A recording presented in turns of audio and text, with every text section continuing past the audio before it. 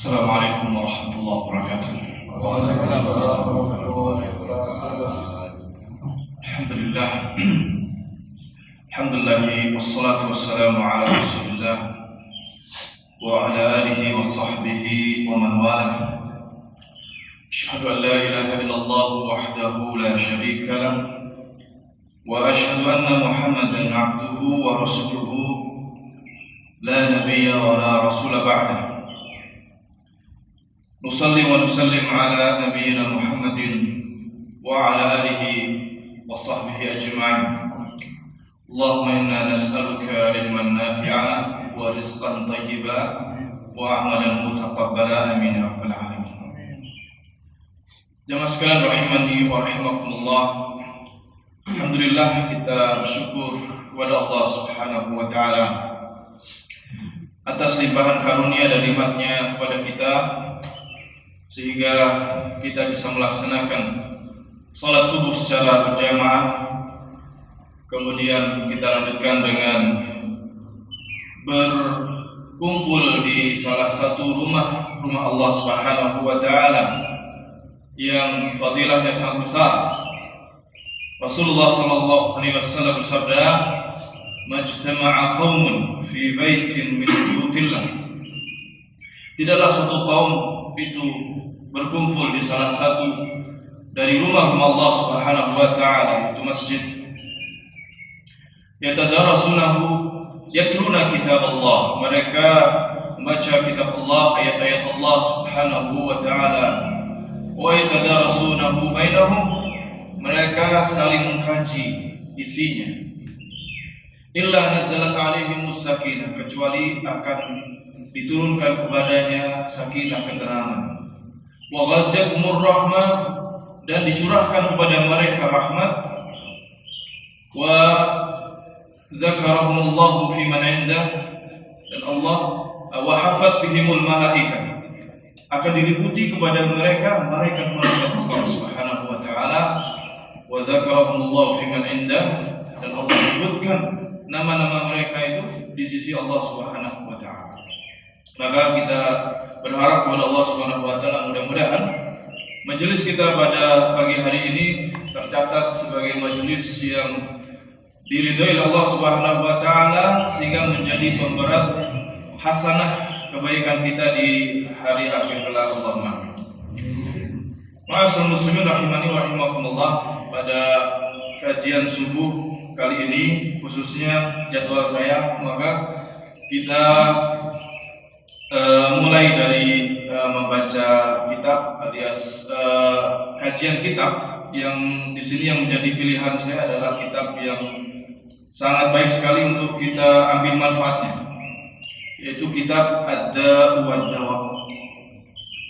Kitab Ad-Da' wa Dawa, da itu artinya penyakit dan dawa itu artinya obat.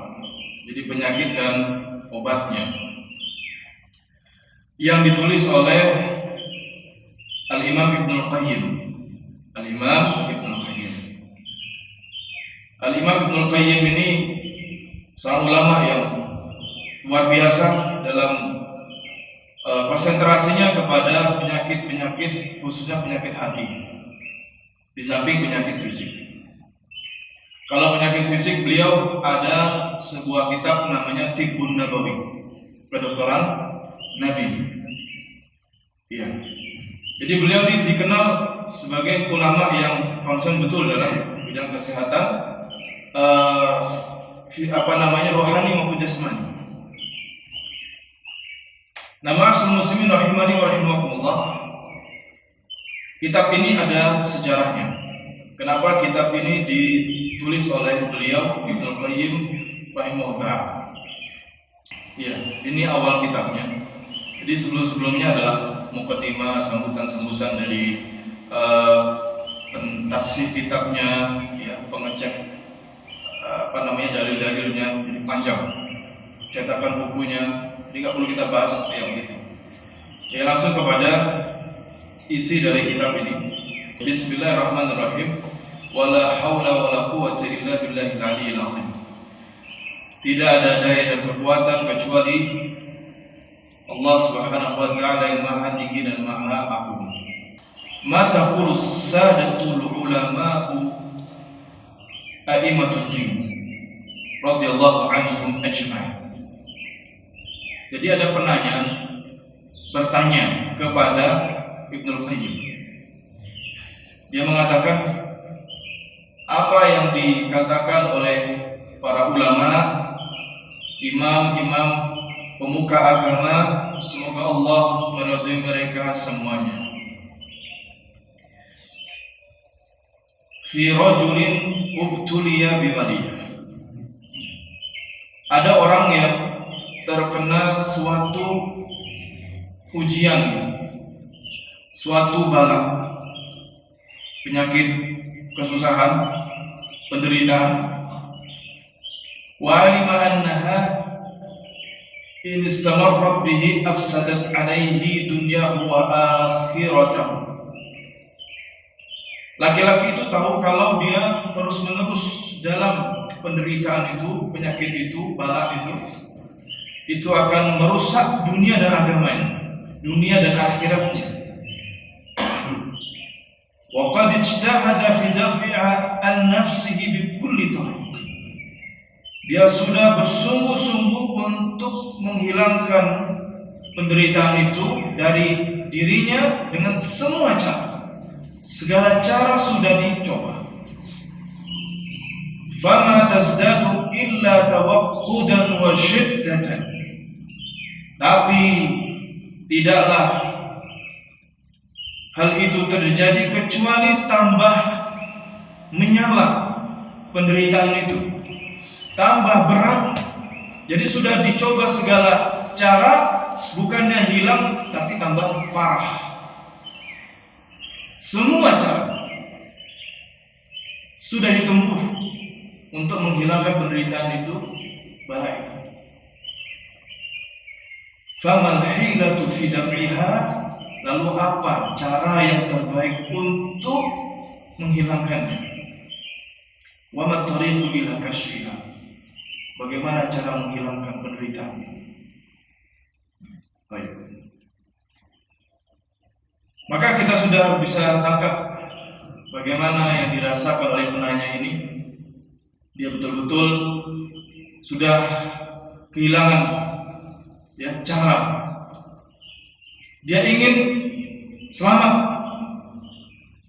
dari penderitaannya itu, sehingga datang kepada ulama ini, Ibnul Qayyim rahimahullah ta'ala. Lalu penanya ini melanjutkan, rahimallahu ma'ana mubtala. Semoga Allah merahmati orang yang menolong orang yang tertimpa musibah, orang yang tertimpa penderitaan. Allahu fi auni al-'abd ma kana al-'abdu fi auni akhi aftuna ma'jurin. Penanyanya tahu dalil. Saya kira penanya ini bukan orang awam gitu ya, sehingga menukil dalil. Semoga Allah merahmati orang yang terkena suatu bala, dan Allah senantiasa menolong hamba selama hamba tersebut menolong saudaranya. Ini hadis yang menukil hadis riwayat Muslim. Ya. Aftuna majurin, berilah kami fatwa. Fatwa itu dalam bahasa Indonesia adalah petuah. Petuah itu dari bahasa Arab, petuah, fatwa. Berilah petua pada kami, fatwa kepada kami majurin, semoga Anda diberikan pahala oleh Allah Subhanahu wa taala. Dari pertanyaan ini, jamaah sekalian rahimakumullah, beliau tulis kitab ini. Beliau tulis kitab Ad-Da'u wad-Dawa. Kitab Ad-Da'u wad-Dawa itu mengalami perubahan judul tapi sedikit. Judul panjangnya adalah Al-Jawabul Kafi liman sa'ala anid dawa'is syafi. Al-Jawabul Kafi. Jawab ini adalah jawaban yang sempurna bagi siapa yang ingin bertanya tentang obat yang manjur. Itu sebetulnya judul yang panjang. Tapi kalau ditulis seperti itu ya nanti kepanjangan. Hanya ditulis singkat ad-da'u wad-dawa, penyakit dan obatnya. Nah itu ditulis di sini tapi di mukadimahnya yang tidak kita bahas tadi. Baik. Fa ajaba Syekhul Imam Al-Alim Syekhul Islam,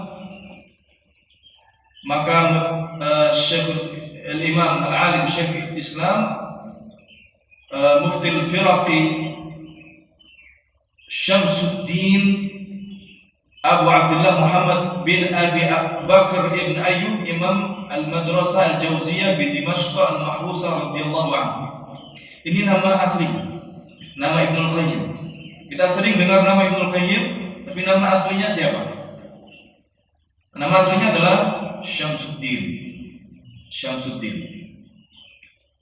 Syams itu apa? Matahari. Mataharinya agama. Baik. Abu Abdullah Muhammad bin Abi Bakar bin Ayyub, ini ayahnya. Ayahnya adalah imam madrasah, kepala sekolah. Ayahnya adalah kepala sekolah di Jauziyah, letaknya di Damaskus. Ya. Radhiyallahu anhu. Semoga Allah meridai. Kata Taraddi radhiyallahu anhu ini boleh diucapkan kepada selain sahabat. Boleh. Pada ulama tentunya, bukan personal misalnya. Fulan radhiyallahu anhu, Mas Ustaz Zainal radhiyallahu anhu, ya. Saya radhiyallahu anhu. Ulama besar seperti Imam Abu Hanifah, Imam Malik, Imam Ahmad, imam-imam terdahulu. Boleh, tetapi tidak boleh menjadi terus-menerus. Tidak boleh apa? Terus-menerus diucapkan. Ketika mengucapkan Imam Syafi'i radhiyallahu anhu, terus begitu enggak boleh. Yang terus seperti itu hanya para sahabat Nabi radhiyallahu anhum ajma'in. Jelas ya? Jadi sesekali saja. Semoga Allah meridhoinya artinya. Ya, ini sebagaimana disampaikan oleh Syekh Shalih Al-Fauzan hafizahullah taala. Alhamdulillah, kata beliau, segala puji bagi Allah. Sabata fi Sahihil Bukhari. Terdapat di dalam Sahih Al-Bukhari min hadis, dari hadis Abu Hurairah radhiyallahu anhu anin Nabi, dari Nabi SAW, annahu qala, bahasanya beliau bersabda, ma anzalallahu da'an illa anzala lahu shifaan. Ma tidaklah Allah menurunkan da'an, suatu penyakit, illa kecuali Allah menurunkan lahu shifaan, kesembuhan. Pasti Allah turunkan kesembuhan. Tidaklah Allah menurunkan suatu penyakit kecuali Allah Subhanahu wa taala menurunkan padanya syifaan, kesembuhan. Ada penawarnya. Dan inilah keyakinan seorang muslim. Kalau terdapat padanya suatu penyakit, maka jangan sampai dia bilang ini enggak ada obatnya. Pasti ada obatnya, karena hadisnya berbunyi demikian. Rasulullah SAW bersabda, Allah tidak menurunkan suatu penyakit, pasti ada obatnya. Baik. Di dalam Sahih Muslim kita lanjut.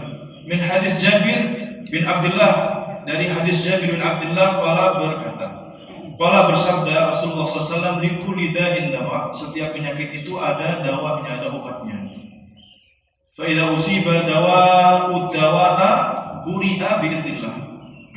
Apabila obat itu ya tepat mengenai suatu penyakit, maka penyakit itu akan hilang atas izin Allah Subhanahu wa taala.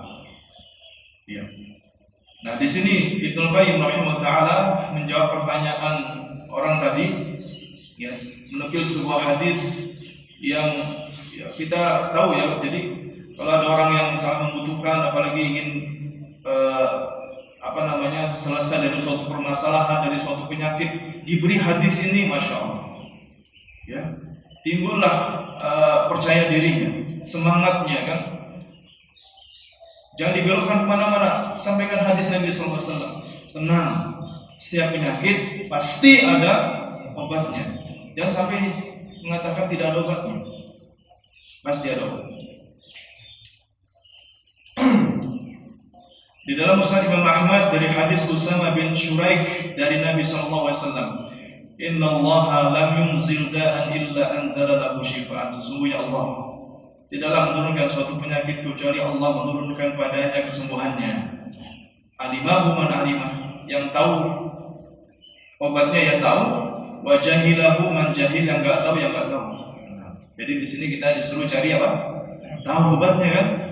Semua tersedia, tinggal dicari tahu. Jangan katakan tidak ada obatnya, cari dulu.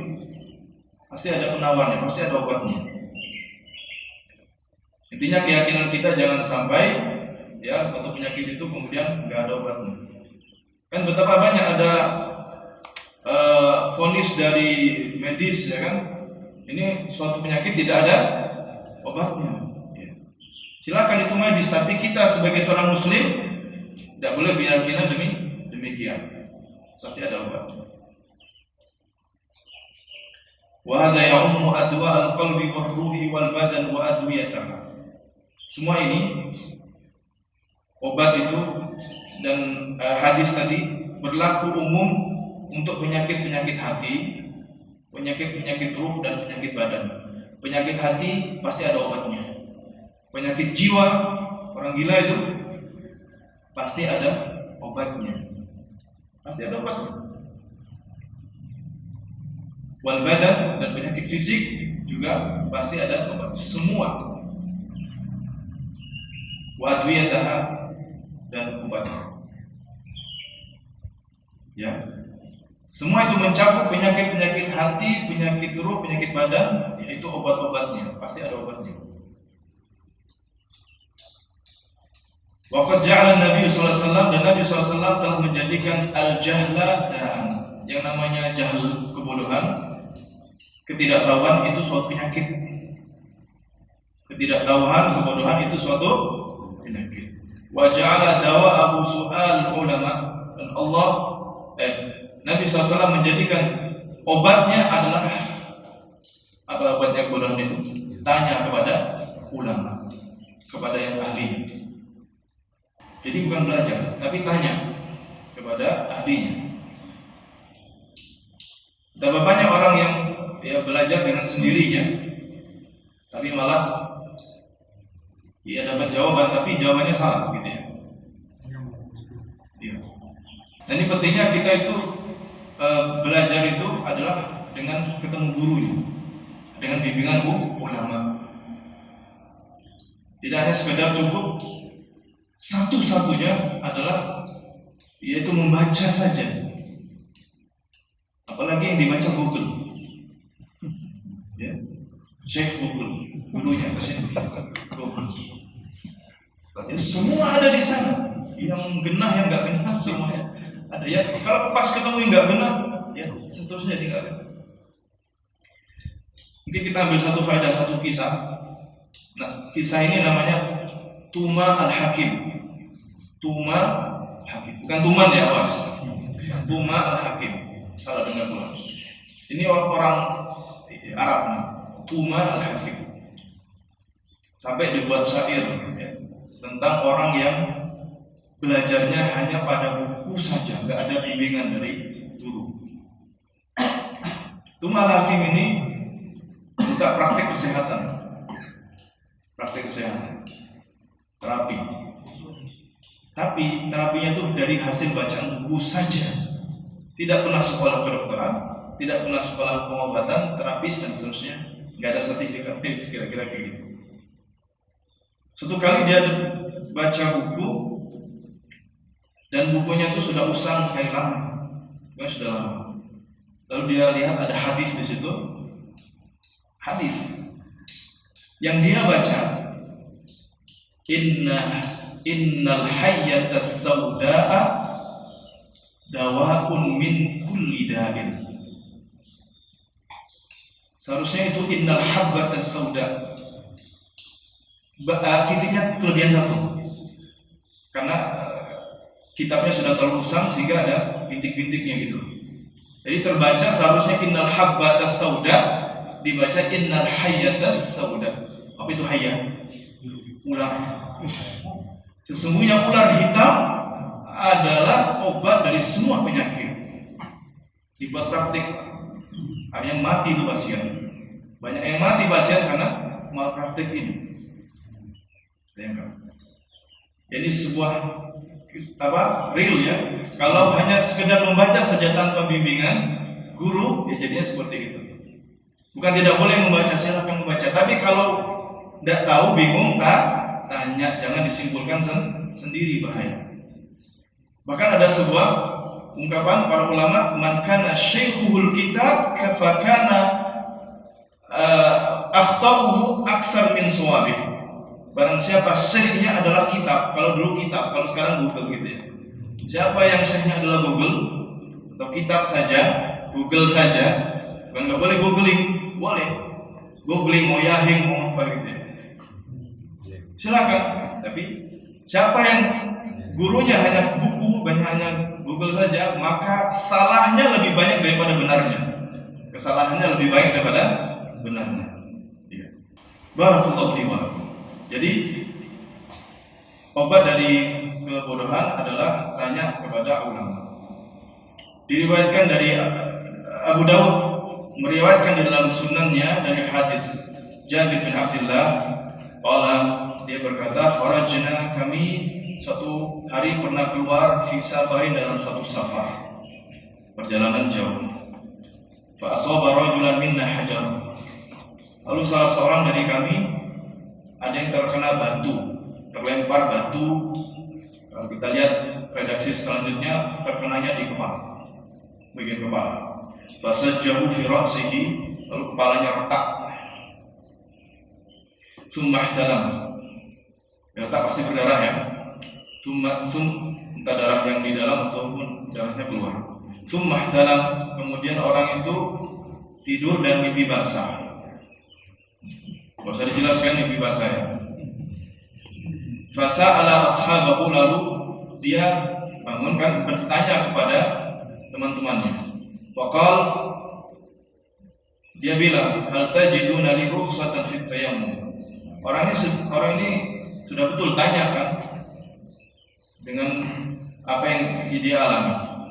Apakah kalian mendapati rukhsah untuk saya, keringanan dalam hal ini untuk tayamum? Karena yang mandi dia nggak mampu karena cuacanya sangat dingin, sehingga dia ingin sebenarnya tayamum saja karena kondisinya yang tadi parah, itu terkena batu di kepalanya. Maka para sahabatnya bilang, mana judullah keruksatan, kami tidak mendapati rukhsah, keringanan, wa anta taqdir ala al-ma, karena kamu sebetulnya mampu untuk mandi besar dengan air. Faktasal, ya sudah, maka dia mandi. Apa yang terjadi? Mata, meninggal. Falamma qadimna ala Rasulillah, ketika kami datang menemui Rasul SAW, akhbara bidzalika faqala, ukhbira bidzalika, lalu beliau dikabarkan tentang hal itu, maka Nabi bersabda sambil marah, ya, qataluhu qatalahumullah, mereka telah membunuhnya. Padahal cuma ngasih jawaban saja, tapi Nabi SAW justice, mereka telah membunuhnya, semoga Allah membunuh mereka. Rasul marah dengan hal itu. Ala sa'alu idza lam ya'lam, tidakkah mereka itu bertanya ya. Kalau mereka nggak tahu ya tanya, kalau mereka tidak tahu tanya. Fa inna masyifa al-'ayyi su'al, beliau SAW, karena obatnya kebodohan itu adalah bertanya.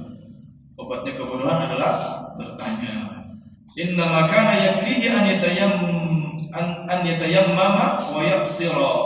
Sebetulnya lelaki itu cukup dia tayamum.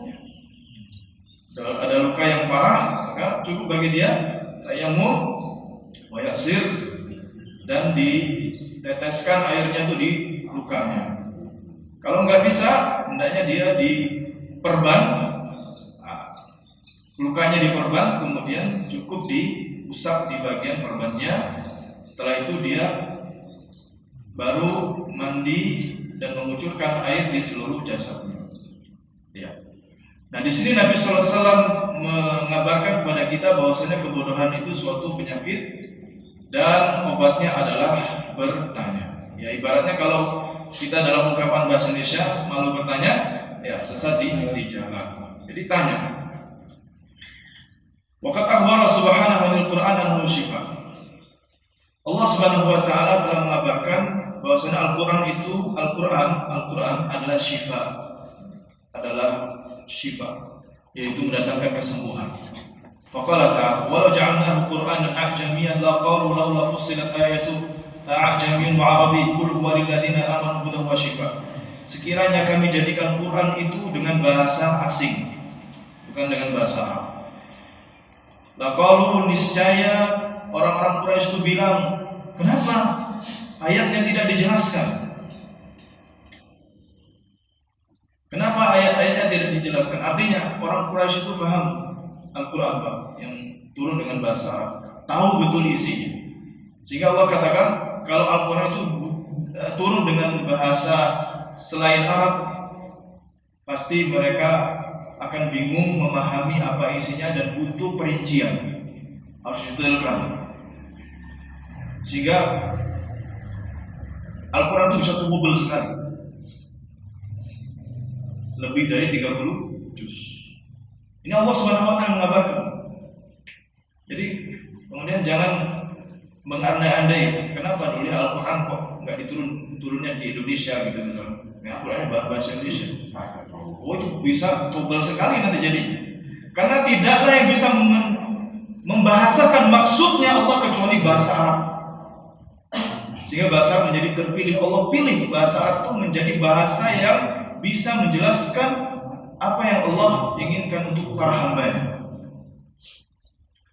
A'jamiyyun wa 'arabiy, sehingga mereka mengatakan, kok ini bahasanya asing padahal nabinya orang Arab.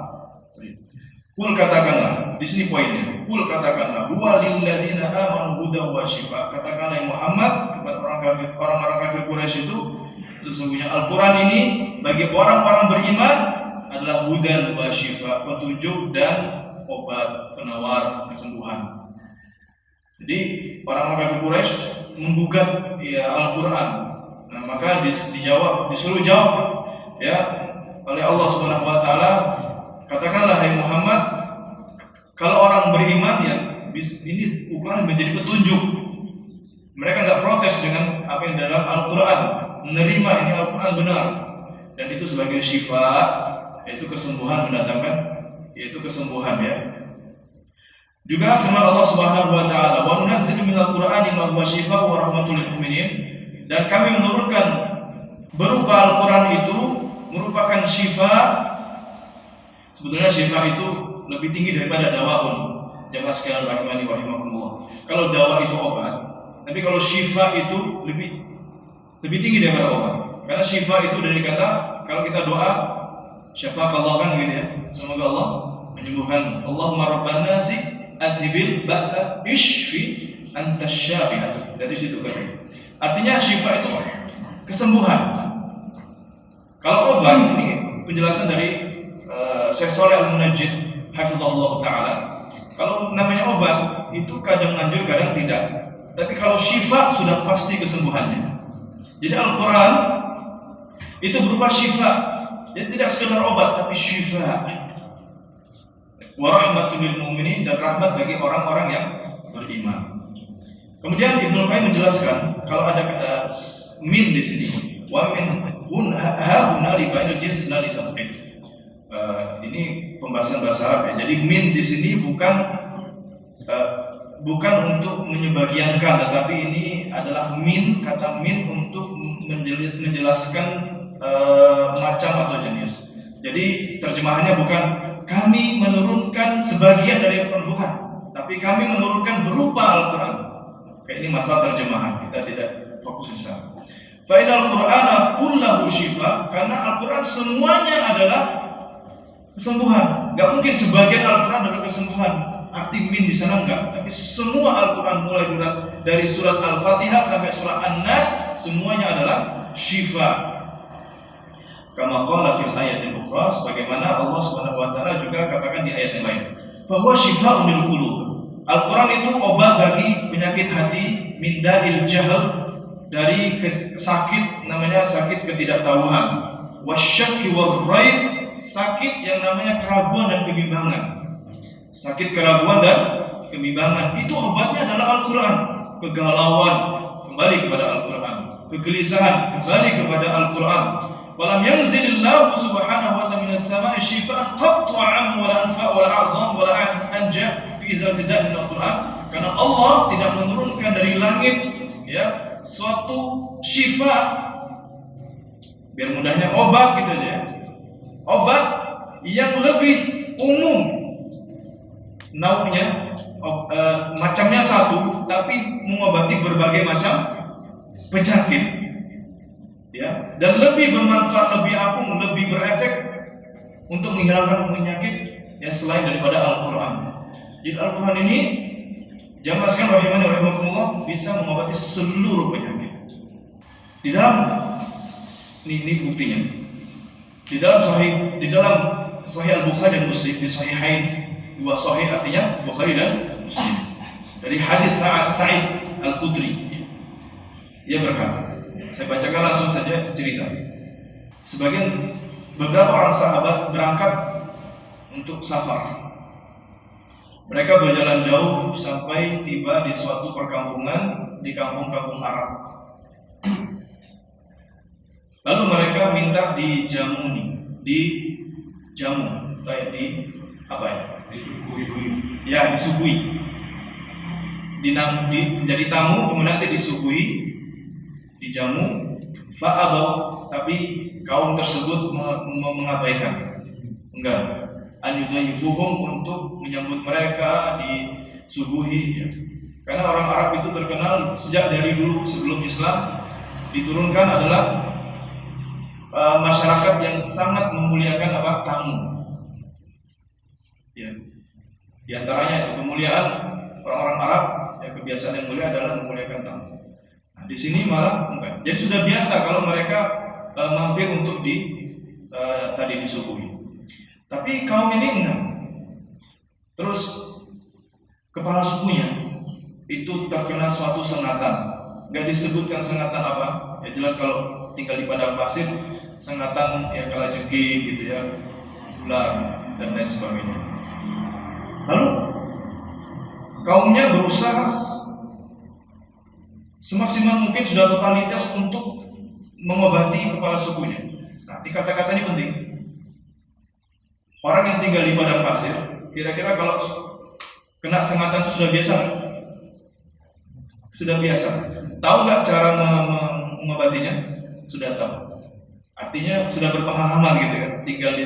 Kayak kita misalkan orang yang tinggal di pantai ya, kena tahu yang di laut itu yang bulu babi. Nah, bulu babi itu kalau kena kaki, obatnya apa biasanya? Kasih air seni ya. Kemudian saya tinggal di pantai Pak dulunya gitu ya. Jadi tahu gitu. Kalau kena bulu babi itu masuk ke tubuh, terus nanti dikasih air seni, dipukul tempat kena durinya itu supaya durinya hancur. Kalau nggak begitu nanti kakinya bisa diamputasi. Racunnya luar biasa. Nah, kalau dengan begitu dengan izin Allah Subhanahu wa taala sembuh. Nah, mereka ini pengalaman mereka ternyata enggak mandi. Tidak bermanfaat. Lalu mereka bilang, "Coba kalian datang ke orang-orang yang tadi ke sini, barangkali mereka ada yang bisa menterapi." Lalu mereka datanglah ke orang-orang tadi. Mereka bilang, "Wahai para musafir, kepala suku kami terkena sengatan, disengat sesuatu. Kami sudah berusaha, tapi nggak ngefek. Apakah kalian bisa mengobati?" Lalu mereka jawab, "Ya. Wallahi inni la urqi." Sesungguhnya aku bisa jampi-jampi. Jadi ruqyah itu secara bahasa artinya apa? Jampi-jampi. Apa jampi-jampi itu? Mantra. Iya, mantra. Nah, kemudian datang Islam, akhirnya ruqyah itu ketambahan kata sifat setelahnya adalah syar'iyah. Ruqyah asy-syar'iyah. Dulunya adalah ruqyah, tapi ruqyahnya syirkiyah. Jampi-jampi yang syirik. Terus demi Allah sesungguhnya aku bisa jampi-jampi. Walakin Allah istadafnakum falam tudayifuna. Tapi demi Allah tadi kami datang kepada kalian enggak mau ngasih kami suguhan. Ya. Fama ana biraqin hatta taj'alu lana jublan. Aku tidak akan menjampi-jampi ya sampai kalian mensuguhi kami. Akhirnya kepala kaumnya itu menjanjikan, ya kami akan beri kalian kambing. Fantalaqa yusfal alaih. Lalu para sahabat Nabi SAW ini datang kepada kepala suku itu, yudfal alaihi, menyemburkan ludah ke tempat bagian yang kena sengatan itu, kemudian membaca Alhamdulillahi Rabbil Alamin, Quran surat Al-Fatihah, dibacakan surat Al-Fatihah. Faka'annama nushita min iqal, fantalaqa biyamshi wa ma bihi qalabatan. Setelah dibacakan surah Al-Fatihah, kepala suku tadi seolah-olah tidak terkena apa-apa, sembuh total habis itu. Fa'afawhum ju'lahum alladhi salahum alaihi. Lalu mereka, suku tersebut memberi mereka apa yang tadi dijanjikan. Nah, sudah dapat ini kambing-kambing tadi. Mereka bilang, ya bagikan. Lalu yang ruqyah tadi bilang, kita jangan dulu sebelum kita tanya kepada Nabi. Su'alul ayyi, dawaul ayyi su'al. Penyakit ketidaktahuan adalah bertanya. Kita datang dulu kepada Nabi. Akhirnya diceritakan semuanya pada Nabi SAW. Lalu Nabi berkomentar, wa ma yudrika annaha ruqyah. Dari mana kalian tahu bahwasanya surat Al-Fatihah itu adalah ruqyah? Ya, ini pertanyaan sekaligus, ini nggak perlu dijawab pertanyaan ini, pertanyaan sekaligus khobar, sekaligus informasi bahwasanya Al-Fatihah itu bisa digunakan untuk ruqyah. Atau para ulama mengatakan di dalam hadis ini, nama lain dari surat Al-Fatihah itu adalah ruqyah. Nama lain dari nama surat Al-Fatihah itu ada nama lainnya, ada Ummul Kitab, ada Sab'ul Masani, ada Shalah, ada ruqyah. Kemudian Nabi bersabda untuk menerangkan keraguan mereka supaya tahu bahwasannya kambing yang tadi diminta untuk itu adalah halal. Qad asabtum, kalian benar. Iktasimu wadribu li ma'akum sahman. Ya, bagi untuk saya ya sebagian daripada kambing tersebut. Ini untuk menenangkan para sahabat karena mereka ragu, ini boleh nggak makan kambing ini dari hasil kayak tadi? Tidak boleh. Dan para ulama mengatakan boleh seorang peruqyah itu mengambil upah dari ruqyahnya selama kemudian upah itu wajar. Mohon maaf, ada peruqyah yang sudah viral sampai ya, di televisi, itu tarifnya 50 juta. Kalau nggak kasih 50 juta nggak ada ruqyah, ini keliru, tidak boleh sampai demikian. Dan ini penjelasan ini didetailkan oleh para ulama tentang hadis ini, bagaimana ruqyah itu ya ketika mengamalkan hadis ini, karena para sahabat ketika meruqyah dia minta ada tadi ya, suguhan dan diberikan kambing. Boleh selama kemudian wajar, tidak membebani. Kalau semua pasien itu tidak bisa memberikan karena dia fakir, lakukan. Ini afdal. Dia berharap pahala dari Allah Subhanahu wa taala. Ya. Barakallahu li wa lakum.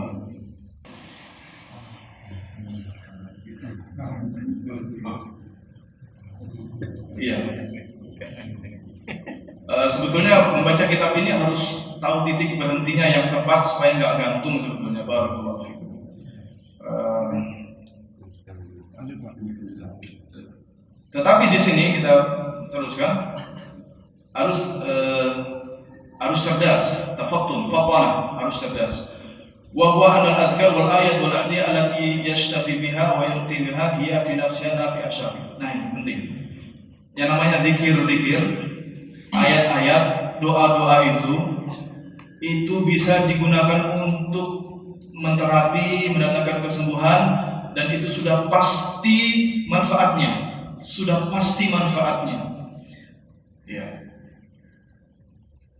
Kalau begini kan tadi Allah SWT mengatakan Al-Quran itu syifa dan tidak ada penyakit kecuali ada obatnya. Nah, kalau nggak manfaat, misalkan udah dibacakan ayat, jangan salahkan ayatnya. Nanti akan didetailkan di sini itu kesalahannya ada di mana. Walakin tastadhi qabulal mahal. Nah, ketika membacakan ayat itu harus pas timingnya, harus pas ada faktor yang pas dalam hal itu, ya, yaitu apa? Quwwatul himmatil fa'il wa ta'thir. Yang melakukan praktikannya itu harus punya keyakinan, nggak boleh ragu. Mosok sih, jangan dimosok-mosokkan gitu ya. Baca Al-Fatihah ini nggak ngefek, harus yakin. Ya. Wa ta'thir ada pengaruhnya itu. Kalau ragu nggak bisa. Famata takhallafa asy-syifa'u kana li dha'fi ta'thir al-fa'il. Ketika kesembuhan itu nggak kunjung tiba, itu bukan Qur'annya yang nggak manjur, salah itu, keliru. Tapi karena praktikannya yang melakukan, baik mungkin itu terapisnya atau yang kita meruqyah sendiri, ya, itu yang kemudian pas lagi lemah-lemahnya. Atau kebalikannya, kalau terapisnya tadi, ini pasiennya, terapisnya sudah yakin, pasiennya enggak yakin saya, ini nggak bisa. Aulimani atau alasan lain yang menghalangi obat itu sampai kepada penyakit tersebut. Ya. Intinya ini sebuah adab supaya apa? Kita kalau pas melakukan hal itu entah dengan zikir, dengan doa, dengan membaca ayat, ya, ketidakmanjuran itu jangan dinisbatkan kepada hal itu semua, tapi kepada diri kita. Baik. Kama yakunu dzalika fil sebagaimana itu terjadi pada penyakit fisik dan pengobatannya kan, ya, di medis umpamanya. Yang namanya pengaruh dari suatu obat itu karena memang ada penghalangnya.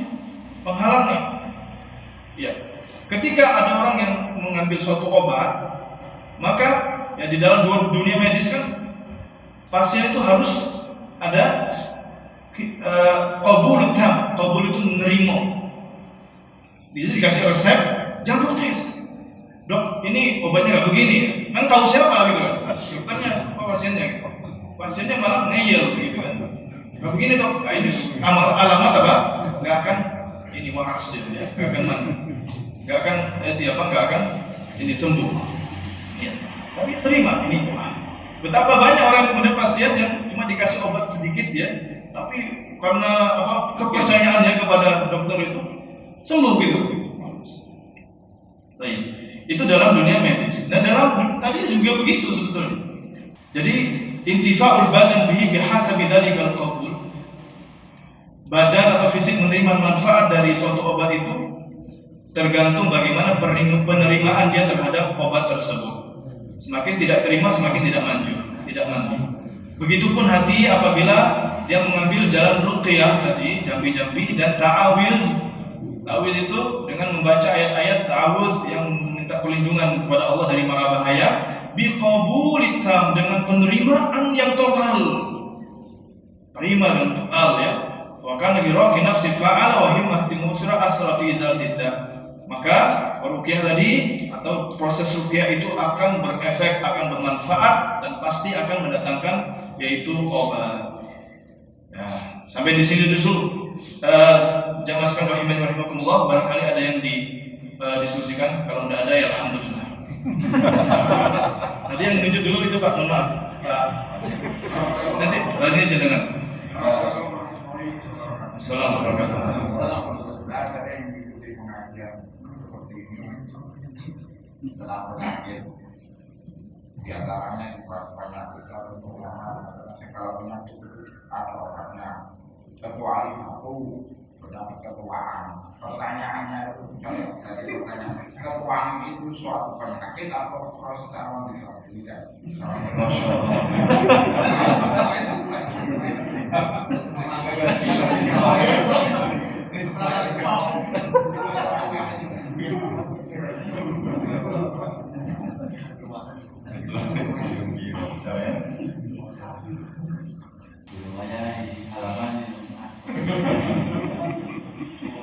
Ya, halamannya melampaui Pak. Ya di sini tadi ada sebuah hadis bahwasannya mana ya, Masya Allah. Jadi semua penyakit itu ada obatnya kecuali al-haram. Al-haram itu adalah tua. Jadi kalau sudah tua nggak bisa diobati untuk menjadi muda kembali. Kecuali semangatnya muda mungkin ya. Bukannya. Jadi itu sebuah ya penyakit tua ya dimana orang yang sudah tua biasanya sudah mulai berkurang kesehatannya, itu sudah sesuatu yang yang wajar ya. Tapi ya tidak mutlak demikian. Kemudian orang yang tua itu pasti sakit. Masih ada yang tahes gitu ya. Alhamdulillah kan. Sudah tua, sudah 90 tahun, tapi masuk ke masjid gitu. Tahes. Tapi yang muda-muda tahes nggak ke masjid. Ya. Jadi tua itu sebuah penyakit yang tidak bisa dikembalikan kepada kemudaan sebetulnya dari mana hadisnya. Jadi dikembalikan muda tidak bisa. Sudah wayai tua ya. Sudah wayai tua ya tua Pak gitu ya. Sudah diterima aja lah gitu kan. Diterima saja kalau ya sudah. Barakallahu fikum. Enggak. Jangan ada HIV ini penyakit tulang manusia. Itu kan belum ada obatnya kan? AIDS. Ya, HIV. Kalau itu kan ya, jadi ada keterangan begini medis ya, bahwasanya HIV/AIDS tidak ada obatnya sampai sekarang. Jangankan itu Pak, influenza, ada yang dokter di sini mau dijelaskan? Ada obatnya nggak influenza itu? Silakan tanya ke dokter, nggak ada. Pilek itu tidak ada obatnya, adanya cuma meringankan, membuat tidur, membuat istirahat, membuat nafsu makan dan seterusnya. Tidak ada. Menurut medis tapi kita sebagai muslim maka harus yakin itu ada. Untuk HIV/AIDS itu ada. Nanti silakan buka nanti Google Scholar, itu ada jurnal banyak tentang HIV/AIDS, ada obatnya. Apa diantaranya? Insya Allah nanti pada suatu kesempatan saya akan menyampaikan khusus tentang Al-Habbatus Sauda, Nigella sativa itu nama ilmiahnya. Salah satunya bisa mengobati HIV/AIDS. Masya Allah ya, luar biasa. Saya akan buka nanti di Google Scholar, keterangannya banyak. Maksudnya Nigella sativa atau Habbatus Sauda itu ya tadi kan yang dibaca ular kita tadi Pak. Innal Habbatus Sauda dawa min kulli da, itu obat dari segala obat illa sam kecuali kematian. Kalau wayai mati yaitu ajalnya nggak bisa dihidupkan atau tidak bisa ditunda. Jadi ada Pak ya, tinggal kita. Ya tadi alimah man alimah, jahilah man jahil. Yang ada itu belum ditemukan, ini boleh. Katakan ada obat, ada penyakit, tapi belum ditemukan apa? Obat. Ini boleh. Tapi jangan sampai katakan tidak ada obatnya. Bagi seorang muslim kita harus tahu, yakin bahwa itu pasti ada obatnya. Tinggal kita cari. Ya. Salah satunya adalah membaca surat Al-Fatihah tadi. Ya. Dan di sini sudah ada pengalaman dari Ibnu Qayyim sendiri ketika beliau berada di Makkah saat itu ya, merasakan demam lalu membaca surat Al-Fatihah, alhamdulillah langsung sembuh atas izin Allah Subhanahu wa taala. Tetapi tadi ketika kita membacakan ruqyah harus dengan totalitas, yakin yang totalitas, jangan sampai ragu sedikit pun. Kalau kadang orang tuh mempraktikannya sekali mungkin belum yakin, tapi berkali-kali, harus berkali-kali membacakan itu sampai kemudian ada keyakinan. Karena ya kita di zaman ini berbeda suasana kesolihan dibanding zaman itu ya. Para ulama yang mereka nuansa ilmunya kental sekali, kemudian fitnahnya tidak sedahsyat sekarang ya. Maka wajar kemudian seorang mengalami ya banyak keraguan-keraguan di dalam agama. Maka dalam hal ini kita harus berusaha lebih gitu ya. Kalau mereka membacanya satu kali, kita berkali-kali membacakan ya surah Al-Fatihah untuk ruqyah tadi, untuk kesembuhan. Demikian apa yang bisa kita bahas pada kesempatan kali ini, mudah-mudahan bermanfaat. Hadanallahu wa iyyakum ajma'in. Subhanallahi wa bihamdik, asyhadu an la ilaha illa anta, astaghfiruka wa atubu ilaik. Wassalamualaikum warahmatullahi wabarakatuh.